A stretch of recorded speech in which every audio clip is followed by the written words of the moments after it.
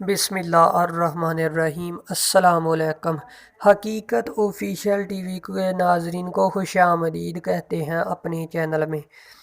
امریکہ کی جانب سے شام میں شہریوں کو ہلاک کرنے والے فضائی حملے کا دفاع۔ امریکی فوج نے 2019 میں شام میں کیے گئے ایک فضائی حملے کو درست قرار دے دیا جس میں درجنوں افراد کی ہلاکت ہوئی تھی۔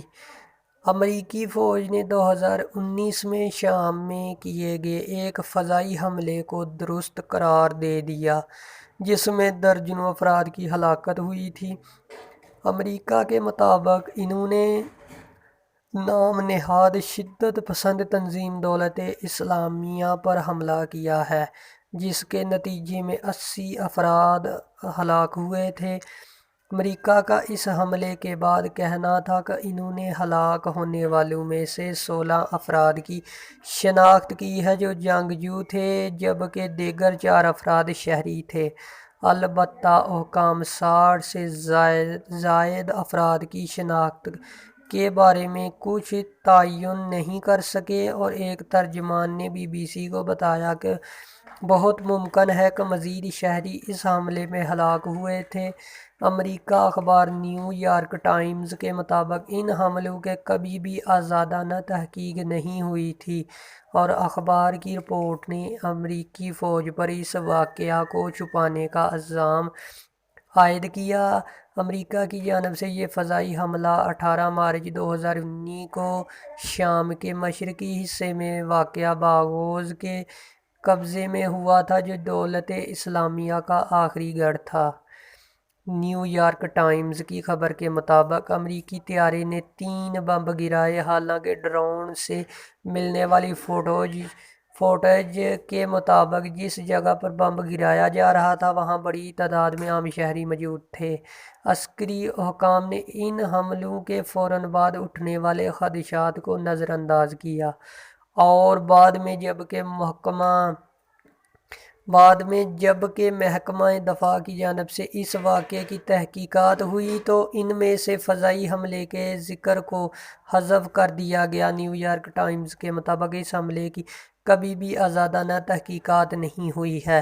اس واقعہ پر کام کرنے والے امریکی اہلکار جین ٹیٹ نے اخبار سے بات کرتے ہوئے کہا کہ نہ صرف انہیں ان کی نوکری سے زبردستی نکال دیا گیا بلکہ ان کا ساتھ میں کہنا تھا کہ ایسا لگ رہا تھا کہ حکام چاہتے تھے کہ بس یہ کسی طرح دفن ہو جائے اور کسی کا اس سے لینا دینا نہ ہو۔ امریکہ کی سینٹرل کمانڈ نے ان الزامات کی تردید کی ہے۔ BBC کو جاری کیے گئے ایک بیان میں ترجمان کیپٹن بل اربن نے کہا کہ امریکہ افواج کو اس بات کی یقین دہانی کرائی گئی تھی کہ حملے کے موقع پر کوئی شہری جائے وقوع پر موجود نہ تھا۔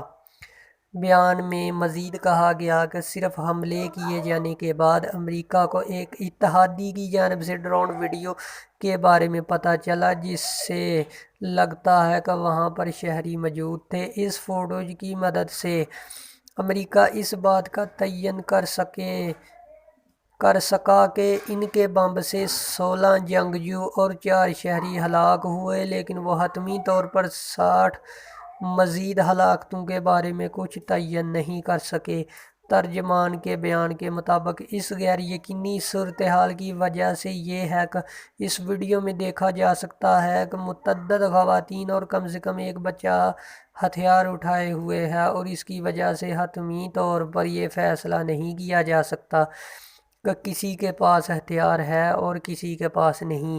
ممکنہ طور پر ہلاک ہونے والوں کی اکثریت جنگجو ہی تھی لیکن یہ ضرور ہو سکتا ہے کہ شاید ان 2 حملوں میں مزید شہری ہلاک ہوئے ہوں۔ ترجمان کیپٹن بل اربن کے مطابق امریکی تحقیقات کے مطابق اس بات کا تعین کیا گیا کہ یہ دونوں حملے بالکل جائز اور درست تھے، انہیں دفاع کی غرض سے کیا گیا تھا، اس پر کسی قسم کی انضباطی کارروائی کی ضرورت نہیں سمجھی گئی۔ ترجمان نے نیو یارک ٹائمز کے اس الزام پر کوئی رد عمل نہیں دیا کہ انسپکٹر جنرل کے دفتر سے کی جانے والی تحقیقات کو چھپایا گیا ہے۔ واضح رہے کہ باغوز پر قبضہ دولت اسلامیہ کو شکست دینے کی جنگ میں بڑا اہم مرحلہ تھا۔ دولت اسلامیہ کیا ہے؟ دولت اسلامیہ ایک شدت پسند اسلامی گروہ ہے جو کہ 2014 میں بین الاقوامی طور پر ابھر کر سامنے آیا جب